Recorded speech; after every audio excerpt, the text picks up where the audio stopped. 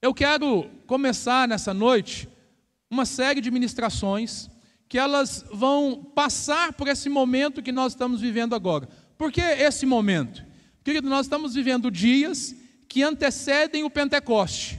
Essa série que eu vou ministrar nesses dias, ela tem por objetivo fazer o quê? Nos capacitar, nos preparar para desfrutar do fato da bênção que foi derramada sobre nós no Pentecoste.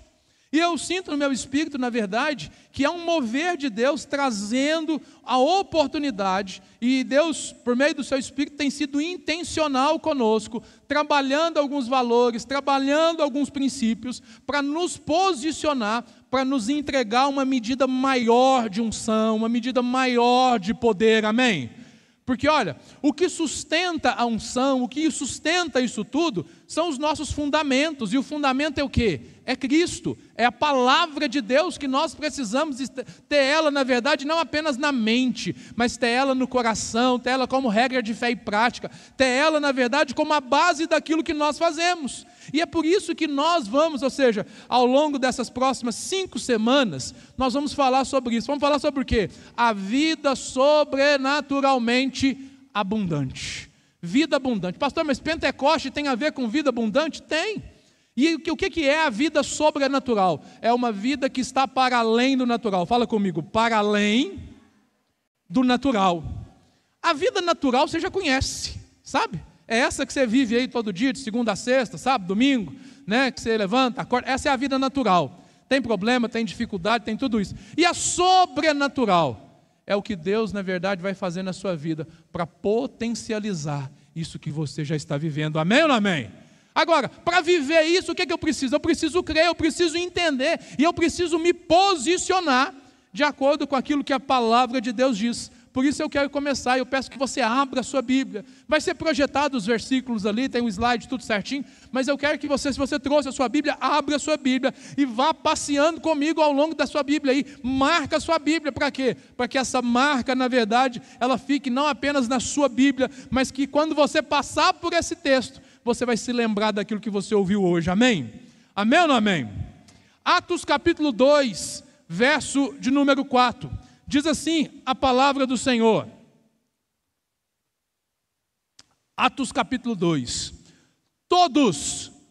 todos ficaram cheios do Espírito Santo.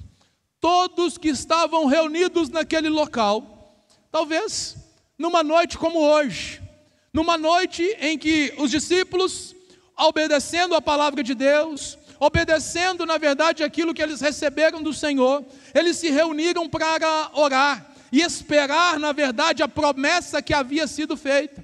E o que aconteceu naquele dia? Enquanto eles estavam reunidos, orando, adorando, foi derramado da plenitude do Espírito Santo sobre todos.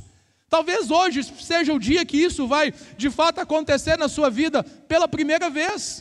Talvez hoje vai acontecer pela segunda, pela terceira vez. Talvez há muito tempo você ainda não tenha tido experiência com Deus. Talvez as experiências com Deus na sua vida são apenas uma vaga lembrança.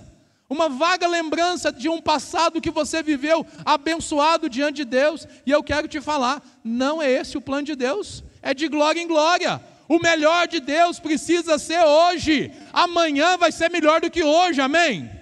Por quê? Porque a plenitude do Espírito Santo, ela não é um favor para alguns, mas ela é uma graça do Pai para todos os filhos arrependidos.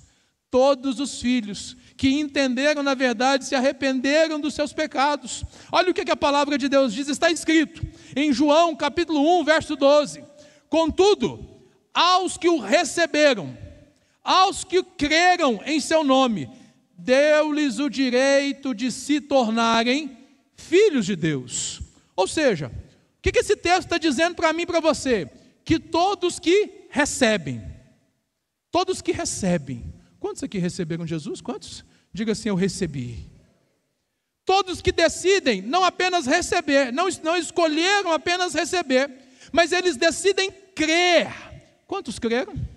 Diga assim, eu criei. O que acontece? Qual que é o resultado disso? Eles ganham a bênção de se tornar. Então presta atenção, aqueles que escolhem receber, que decidem crer, eles ganham a bênção de se tornar, ou seja, há um processo de transformação, de mudança. É isso que nós precisamos entender, que é a vida sobrenatural de Deus. Você vivia uma vida natural, mas aí o que aconteceu com você? Você recebeu a palavra, você creu na palavra, e você ganhou essa bênção de se tornar. Agora presta atenção, eu e você cooperamos com Deus nesse tornar. Deus nos chama para ser cooperadores dele, amém? Atos capítulo 4, verso 31, a Bíblia diz o seguinte: e tendo orado, moveu-se o lugar em que estavam reunidos. Oxalá isso aconteça hoje. E todos foram cheios do Espírito Santo e anunciavam com ousadia a palavra de Deus. Ou seja, o que nós queremos nesse tempo, o que nós temos aprendido, querido? Olha, enquanto igreja cristã, nós temos alguns marcos que nós voltamos a eles todos os anos. Por exemplo, nós passamos a Páscoa há quase 50 dias. O dia 19, na verdade, vai estar completando 50 dias da Páscoa. Passou rápido, não foi? Dia 19 completa 50 dias, é o dia de Pentecostes. Agora, a Páscoa, Pentecostes, tabernáculos e tantas outras festas que estão na Bíblia. E nós, enquanto cristãos, nós sabemos que quando nós estudamos a Bíblia, a maioria dessas festas, na verdade todas elas têm, na verdade, o seu lastro na cultura judaica. E a gente entende, nós somos cristãos. E aí o que nós fazemos? Nós pegamos esses marcos e fazemos, na verdade, ou seja, aplicamos ele à realidade nossa, porque nós estamos numa nova aliança. Mas olha, nós podemos perceber que há algo de Deus para comunicar conosco a partir desses marcos. E a descida do Espírito Santo, do Pentecoste, é uma dessas. Então, ou seja, ao longo dessas próximas 5 semanas, onde nós passaremos pelo Pentecoste, eu quero declarar sobre a sua vida que você vai passar pelo Pentecoste, mas você vai continuar vivendo no Pentecoste, amém?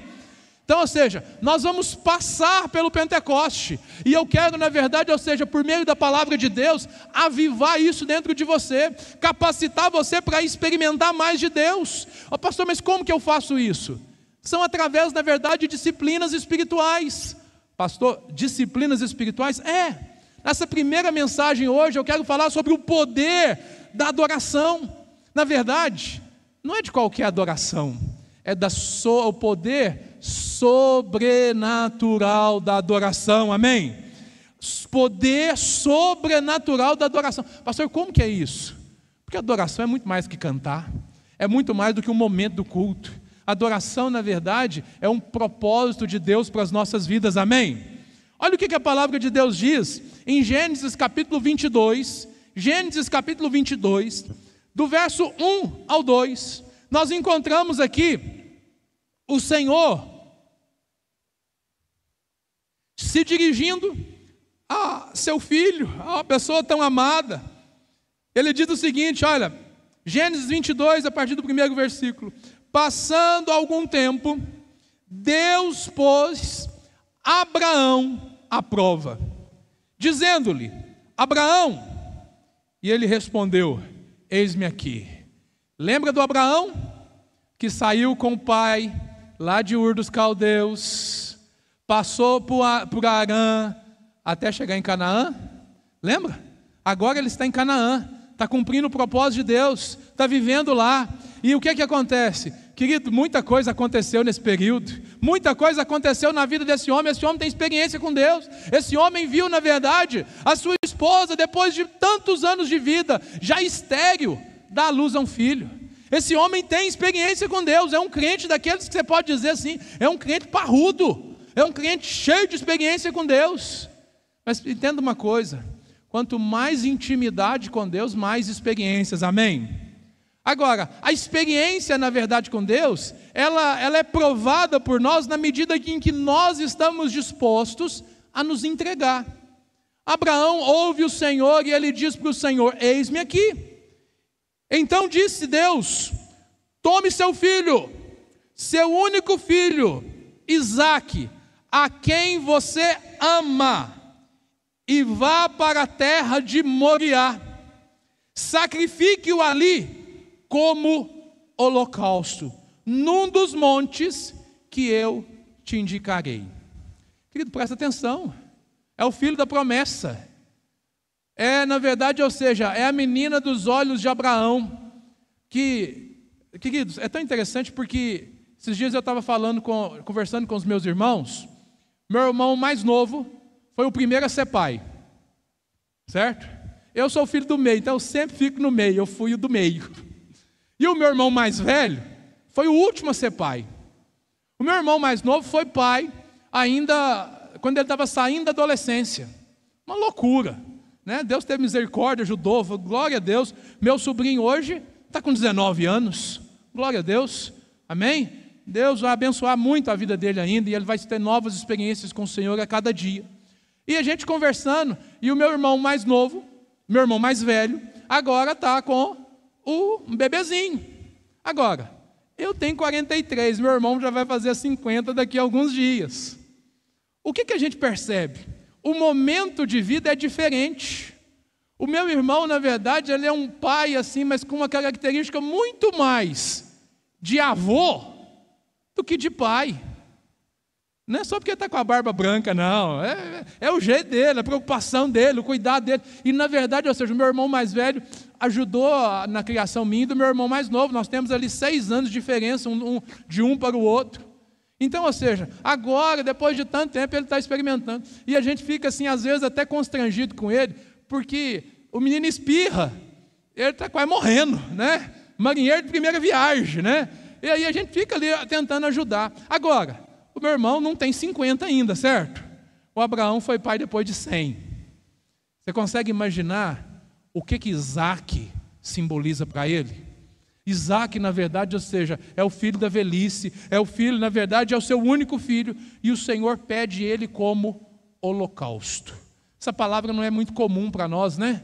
É, na verdade, como um ato de entrega para a adoração ao Senhor. Ou seja, o holocausto nada mais era do que isso, ou seja, adoração. E aí, ou seja, Deus está pedindo para Abraão fazer o quê? Levar o seu filho e oferecer a ele como uma oferta de adoração. Eu olho para isso e falo assim, olha, o nível dessa oferta não tem preço. Quanto você consegue quantificar o valor dos seus filhos? Você que é pai, dos seus netos, o valor é alto demais. Mas, querido, Deus proverá para si o cordeiro, amém? Não é isso que eu vou pregar hoje, mas vamos para frente. O que a gente precisa entender? Volta aqui. Se eu te perguntar hoje aqui, o seguinte: como que anda, como que está a sua vida de adoração? Como é que tem funcionado isso para você? Talvez, ou seja, se você pensar assim, como é que é a sua vida de adoração? Eu mandei um vídeo para os meninos do louvor lá essa semana, falando exatamente sobre isso, sobre as dificuldades da adoração, do louvor e tudo. A gente quer abençoar os nossos ministros, amém? Amém ou não amém? Precisamos que eles sejam muito abençoados. Mas a sua adoração pessoal, como é que está sendo? Como é que está acontecendo? Talvez você poderia responder assim, bom, não, pastor, eu gosto demais, eu amo ouvir música, cantar louvores, enfim, está normal, está seguindo do mesmo jeito como sempre foi. O que a gente enxerga aqui? Ou seja, não há nenhum problema em adorar o Senhor dessa forma. Agora, será que isso é o que representa a sua vida de adoração? A vida de adoração, será que ela se resume tão somente a isso? Ouvir músicas, participar aqui ativamente do louvor? Será que é só isso? Ou existe algo mais? O que as Escrituras nos ensinam é que a adoração, ela é extremamente importante para Deus. O que nós vemos na palavra de Deus, que a adoração é vida. A adoração, na verdade, ela é o idioma do reino de Deus. Por meio da adoração, na verdade, nós avançamos para uma nova perspectiva, que está para além do natural, ou seja, sobrenatural, amém? O próprio Jesus nos diz isso. João capítulo 4, verso 23, a palavra de Deus diz o seguinte, olha: no entanto, está chegando a hora, e de fato já chegou. Já chegou. Fala comigo, já chegou. Já chegou. Em que os verdadeiros adoradores adorarão ao Pai em espírito e em verdade. São estes os adoradores que o Pai procura. João 4, 23. Presta atenção. Adoradores que adoram em espírito e em verdade. Se existem aqueles que adoram em espírito e em verdade, é por quê? Porque existem outros que não estão adorando de verdade, ou que a sua adoração, na verdade, ainda é muito limitada, ou que a sua adoração ela é natural, ela não avançou para esse nível que está para além do natural. O que nós precisamos entender, querido? Ao nascermos de novo, ao recebermos Jesus como Salvador das nossas vidas, nós somos introduzidos num reino de amor, que confere, na verdade, a cada um de nós uma marca inconfundível. E essa marca, ela é traduzida por essas duas palavras, é o amor e o louvor. Fala comigo, amor e louvor. Ou seja, a adoração, ela na verdade, ela não é algo que eu faço por algum tempo, eu faço alguns dias, em alguns momentos. A adoração precisa ser parte constante da minha vida. A adoração, na verdade, precisa ser algo, na verdade, que representa a minha maneira de viver, que é muito mais do que um estilo de vida, na verdade, a adoração precisa ser a nossa vida.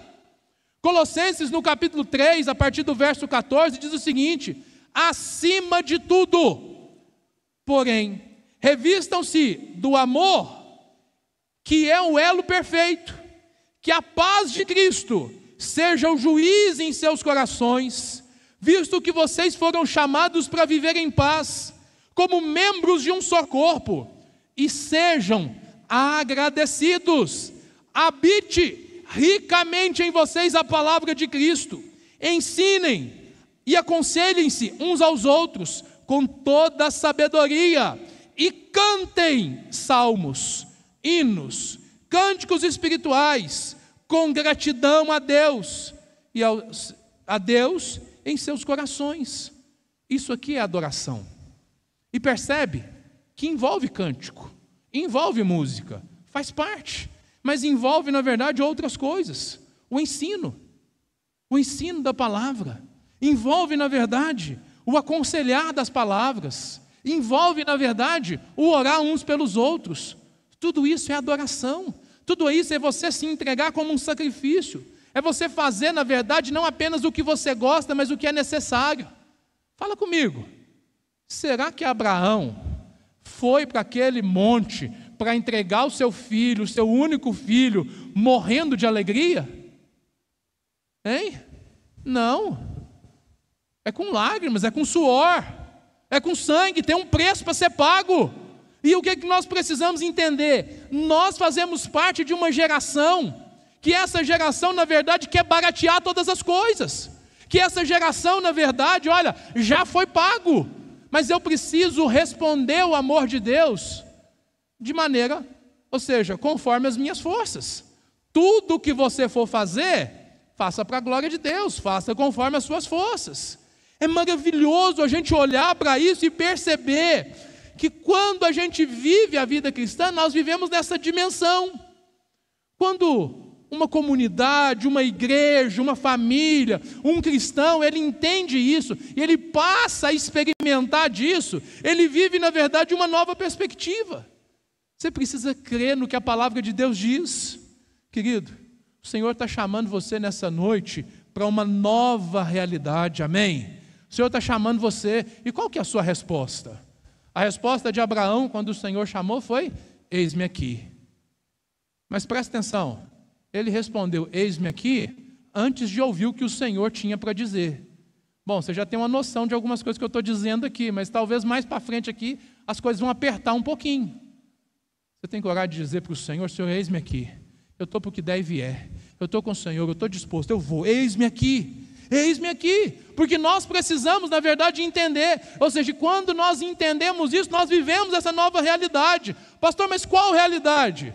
Uma vida sobrenatural, ela é cheia de adoração, porque quer eu coma, eu beba, ou faça qualquer outra coisa, eu faço para a glória de Deus. Segunda-feira, amanhã, eu levanto para a glória de Deus, eu vou trabalhar para a glória de Deus, eu vou para a escola para a glória de Deus, eu vou fazer a live de oração às 6 horas para a glória de Deus. Não se engane, tem dia que a cama está gostosa demais, mas eu falo assim, não, eu tenho um compromisso, e eu tenho conseguido vencer. Pastor, mas o senhor nunca caiu? Já caí, mas quando a gente cai, o que a gente faz? A gente se levanta, e a gente segue em frente, é o que a gente precisa fazer. Ou seja, nós precisamos entender, querido, que nós precisamos avançar. Hoje, por falta de uma experiência real com o Senhor, muitos fabricam uma conversão e passam a agir apenas esteticamente como cristãos. O que eu quero dizer com isso? Agem de boca para fora, tem forma, mas não tem essência. Às vezes fala, às vezes vai, mas na vida real, a essência em si não representa isso. Vou te dar um termômetro para você olhar, para você perceber e avaliar o seu nível de espiritualidade. A maioria de nós, absoluta, usa rede social, e a rede social é um bom termômetro. Se você vai lá no seu Instagram e clica naquela lupinha lá, você sozinho depois, e olha lá, e começa a rodar lá naquela lupinha lá da pesquisa. Sabe o que está acontecendo? Tudo que vai aparecer lá é exatamente aquilo que eles entenderam, que a partir da sua utilização interessa para você. E aí você vai ver, talvez seja política, talvez seja futebol, talvez seja fofoca, talvez seja tantas coisas que de repente você nem se orgulhe disso. Mas é o que está revelando, na verdade, o que você está consumindo, o que você está se alimentando. Ou talvez é palavra de Deus, ou talvez é algo edificante. Por quê?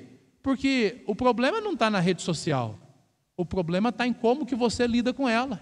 Pode ser uma ferramenta de destruição da sua vida, do seu casamento, dos seus negócios, de tudo, como pode ser algo que vai potencializar e abençoar não apenas a sua vida, mas a vida de tantos outros. Tudo depende de como que eu vivo. Se eu vivo de maneira sobrenatural, o meu uso de rede social vai ser para a glória de Jesus, amém? Amém ou não amém? Diga assim, eu recebo. Aos poucos, o que acontece? O nosso louvor, nas nossas reuniões congregacionais, às vezes eles partem, às vezes, para essa questão estética. Às vezes a preocupação está na música, não tocou a música que eu gosto, eu não canto, mas se toca aquela minha música preferida, eu dou pirueta. Por quê? Porque eu, na verdade, estou fazendo algo que é para mim, não para o Senhor. Se você ouve aquela situação assim, né? O culto hoje não foi bom, né? Querido, que pena, mas não é você que a gente está adorando, não, é o Senhor.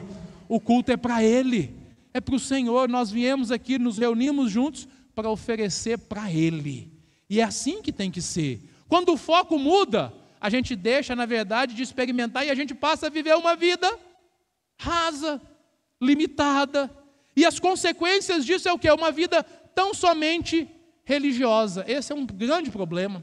Uma vida religiosa pode matar a sua vida.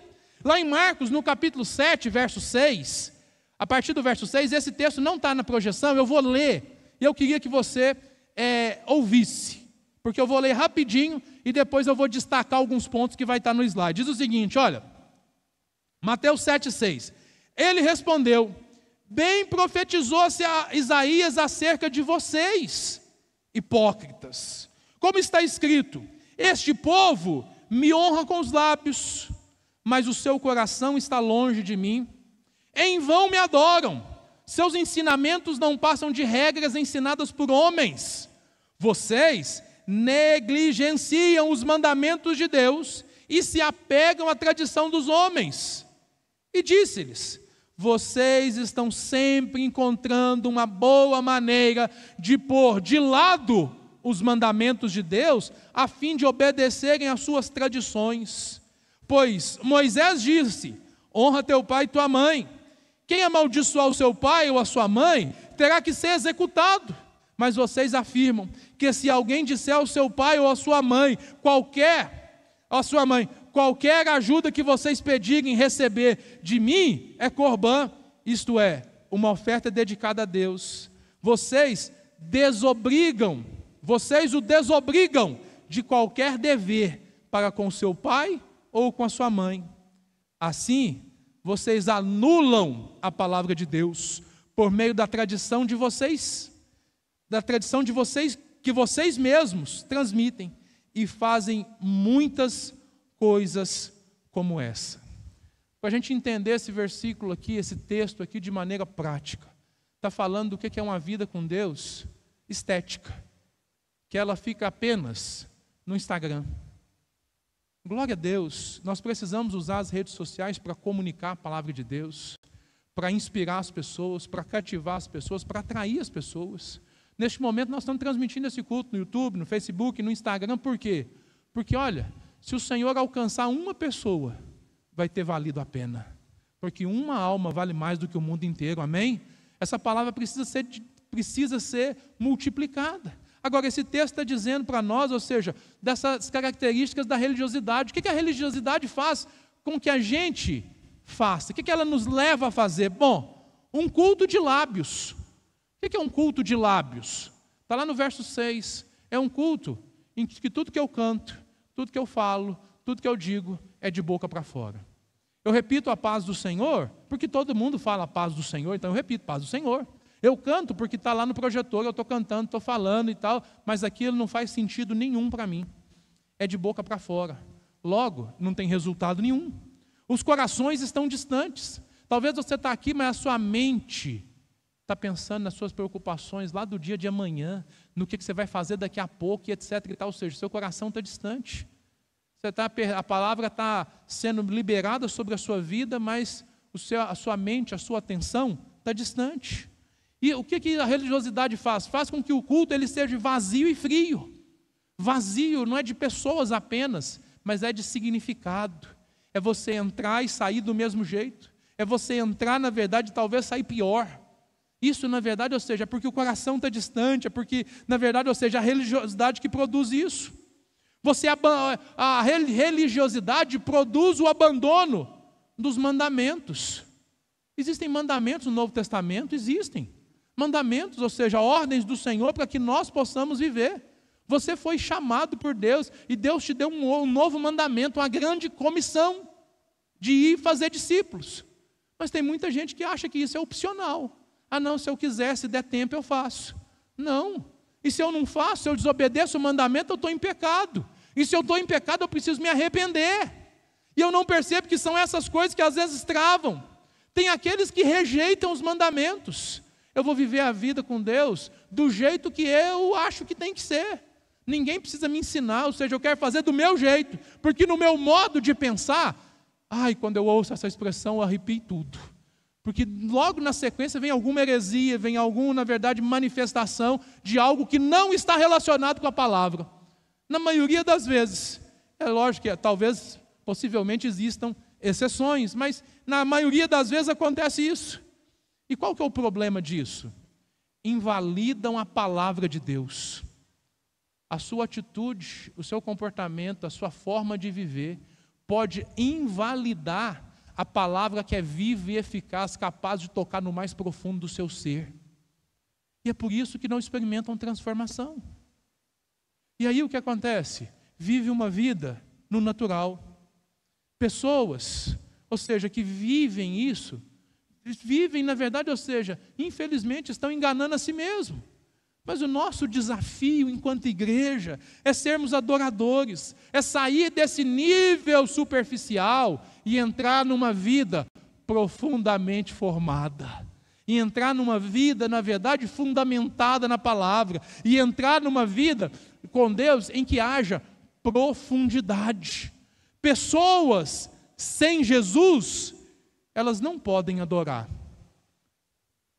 Deixa eu te dizer, quando você vê o cantor mundano lá, cantando uma música cristã, evangélica e tudo, a execução pode ser linda, musicalmente pode ser maravilhoso, mas se ele ainda não nasceu de novo, e quem sou eu para julgar A, B ou C, eu não posso julgar ninguém, mas se ele ainda não nasceu de novo, aquilo nada mais é do que uma apresentação musical natural. Mas quando você, presta atenção, que nasceu de novo, entoa a sua voz uma canção ao Senhor, por mais limitação que você tenha de afinação, de tonalidade, de tempo, seja o que for, mas se o seu coração está conectado com o céu, isso é sobrenatural. Isso é adoração. Pastor, então nós podemos fazer de qualquer jeito? Não, é evidente que não. A gente tem que fazer o nosso melhor, amém? Temos que fazer o nosso melhor, cada um com o seu talento. Tem uns que é de 1 talento, outros é de 5. Então a gente vive a partir disso. Ou seja, agora, pessoas sem Jesus, elas não podem adorar. Mas deixa eu te dizer, elas podem ver você, eu, adorando. E ao nos ver adorando, serem contagiadas.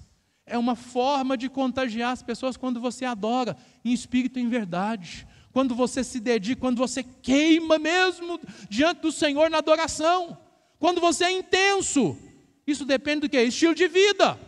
Apocalipse 15, verso 3 diz o seguinte: e cantava um cântico a Moisés, o cântico de Moisés, servo de Deus, e o cântico do Cordeiro, dizendo: grandes e admiráveis são as tuas obras, ó Senhor, o Todo-Poderoso, justo e verdadeiro são os teus caminhos, ó Rei dos séculos. É o que nós precisamos entender, adoração. Deus nos criou, na verdade, para a gente viver isso, para a gente viver essa realidade. Isaías 43, 21 vai dizer: esse povo que formei para mim, para que proclamassem o meu louvor. Todos nós fomos, na verdade, criados por Deus para isso. Nós devemos, então, rejeitar esse tipo de religiosidade e nos dedicar integralmente a uma vida de adoração.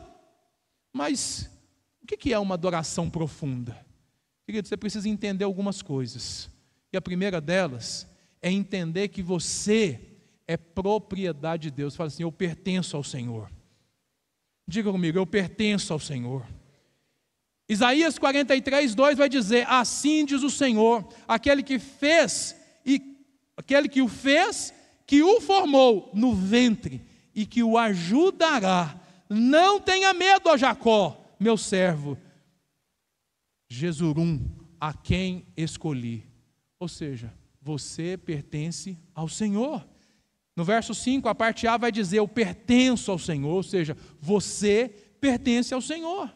2 Coríntios, capítulo 1, verso 2, vai dizer o seguinte: que o Senhor nos selou como sua propriedade e pôs seu Espírito em nossos corações como garantia do que está por vir. Ou seja, você pertence ao Senhor e você foi feito para o prazer de Deus. Você foi feito para. Tudo que é criado para um propósito. Essas 2 taças foram feitas com um propósito de conter líquidos, certo? O que mata a minha sede? O suco de uva é bom, gostoso, saboroso, mas por mais que ele seja gostoso e saboroso, ele não consegue matar a minha sede como a água mata. Por quê? Apesar de terem suas semelhanças, têm propósitos diferentes. Sua mãe dizia uma coisa que você precisa entender: todo mundo faz um monte de coisa, mas você não faz. Por quê? Porque você não é todo mundo. Você não é todo mundo. Você pertence a Deus. Você é propriedade dele e ele te salvou para o prazer dele. Para o prazer dele. E o que acontece? Nós precisamos aprender a viver nessa realidade. Creia, a unção de Deus está sobre nós, amém? Quando nós adoramos, quando nós nos posicionamos, querido, essa unção vem sobre as nossas vidas. É você perceber que essa unção está disponível. O que a Bíblia diz em 1 João capítulo 2, verso 20? Vocês, não é o pastor Vladimir que está dizendo, é a Bíblia que está dizendo. 1 João 2, 20. Vocês têm uma unção que procede do Senhor. Essa unção já foi liberada. Todos vocês têm esse conhecimento. Por quê? Porque isso veio sobre a vida de vocês. Para experimentar o poder sobrenatural da adoração, você precisa compreender isso.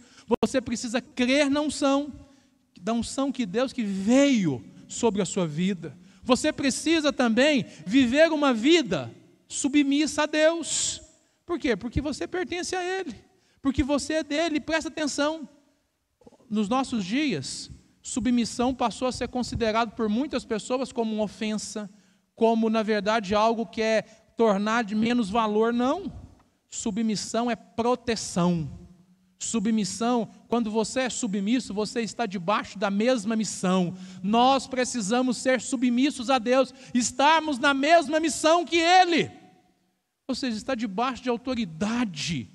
Querido, isso na verdade é que nos protege do pecado, nos protege de errar. E por último, para a gente experimentar o poder sobrenatural da adoração, é preciso que você desenvolva uma vida de serviço ao Senhor. A adoração tem a ver com sacrifício. Isaías 44, verso 8 diz o seguinte: vocês serão minhas testemunhas. O Espírito Santo, ele vem sobre nós para nos capacitar para a obra que Ele planejou desde a eternidade. Querido, existe alguma novidade nisso? Acredito que não. O que a gente precisa entender e perceber é que a questão, na verdade, não é estar preocupado, às vezes, em defender Deus. Deus não precisa de ser defendido, não.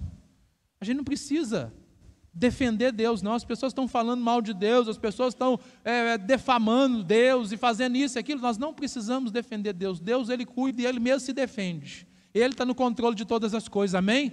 A minha e a sua preocupação é servir a Deus, é cumprir o nosso propósito. O escritor C.S. Lewis, ele diz o seguinte: olha, nós precisamos ser mais relembrados do que informados. Informação sozinha não transforma. Você precisa ouvir a palavra, ouvir de novo, ser relembrado. Talvez nesses dias você está sendo muito relembrado que o seu relacionamento com o Espírito Santo é importante, que o sobrenatural é para todos, que você precisa queimar no secreto, que você precisa entender a pessoa de Deus, que você precisa entender a figura dele na criação. Você precisa entender isso tudo. Você precisa, ou seja, você está sendo relembrado. Por quê? Porque Deus está gerando para você uma nova experiência. Josué 24, 14, fica de pé, diz assim: agora temam ao Senhor e sirvam-no com integridade e fidelidade. São duas palavras que perdeu o significado para muitas pessoas. Integridade, ser inteiro, é servir ao Senhor com tudo que você tem. Com tudo. Voltando para Abraão, o que Deus pediu para Abraão simplesmente era tudo. O seu único filho. Vem e entrega ele. Me entrega ele. Me entrega ele. E o que ele fez? Eis-me aqui. Eu vou. Eu fui caminhando. E foi caminhando. Por quê? Porque Abraão entendeu o que eu e você precisamos entender hoje. O adorador, eu e você, nós precisamos compreender para que é a adoração e entender de maneira definitiva, assim como Abraão entendeu, que você é propriedade de Deus. Fala comigo: eu sou propriedade de Deus. Você é separado por Deus. Diga assim: eu sou separado por Deus. Você é submisso a Deus. Ah, pastor, eu não dou conta. A unção já foi liberada sobre a sua vida e te capacita para se colocar debaixo dessa missão. Você é um ministro. Cada crente, um sacerdote. Cada casa, uma extensão da igreja. A sua empresa é uma extensão da igreja. A sua vida precisa... onde você chega, a igreja precisa chegar junto com você. É a igreja de Cristo. É você saber de fato aquilo que você é. Querido, é assim que a gente entrega o nosso culto exclusivo, Senhor. A gente precisa ser adorador na base e também na essência. Quando a gente faz isso, o que acontece? A resposta de Deus ao ato de adoração é o fogo. Esse fogo vai ser aceso na sua vida. O que nós declaramos é que naquele dia em que eles estavam reunidos, todos foram cheios. Eu quero declarar sobre as nossas vidas que hoje pode ser o dia, que isso na verdade se realize hoje na minha vida e na sua vida, na minha vida e na sua vida. Mateus 4:10 diz: então ordenou-lhe Jesus. Querido, presta atenção, porque há resistência para que você possa ser um adorador de verdade. Há resistências espirituais que se levantam. Mas qual que é a nossa posição? Da sua posição. Assim como Jesus disse: vai-te, Satanás, porque está escrito: ao Senhor teu Deus adorará e só a Ele servirás. Se eu sirvo a Deus, eu não sirvo a nenhum outro. Ou seja, a tentação na verdade é nos distrair, mas o desafio é viver em espírito, em verdade. Nós precisamos ser a resposta para essa situação. Nós precisamos ser a resposta que Deus procura. Deus está procurando verdadeiros adoradores. O propósito missionário de Deus é gerar adoradores. Querida, a minha pergunta nessa noite: você trouxe lenha ou trouxe fogo? O que você trouxe para entregar no altar? Nós vamos adorar o Senhor com uma canção. Enquanto nós adoramos o Senhor com essa canção, eu quero encorajar você a queimar diante do Senhor. Pastor, eu não entendo o que é isso, eu não estou entendendo. É você se entregar. É você se entregar e você falar assim: Senhor, eis-me aqui, Senhor, me ajuda, Jesus, vem na minha vida. Você está disposto?